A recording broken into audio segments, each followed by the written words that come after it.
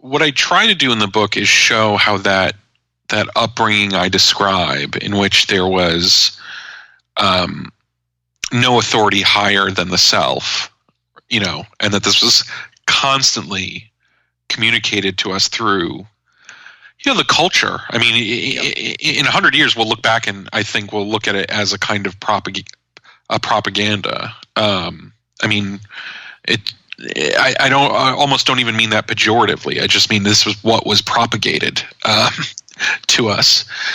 And what I try to describe is both how at the time that I was most under the sway of this view of the world, and in the 90s it seemed very convincing to me, even to me, that there was a kind of there was a dark edge to it. There was it gave a weightlessness to my existence, right? I mean, many people find that as they mature into adults, part of the crucible of forming their character is accepting or rejecting what has been given to them.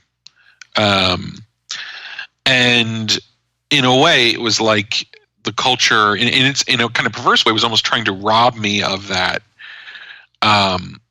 ability. I mean, in a perverse way, of course, I do exactly that. This book is a kind of rejection of that 1990s view of the world. But I talk about that weightlessness, and then I also talk about, in a sense, how it left me unprepared and ill-equipped to meet some of the real challenges of adult life, including financial disaster that my mother faced late in life, including her death.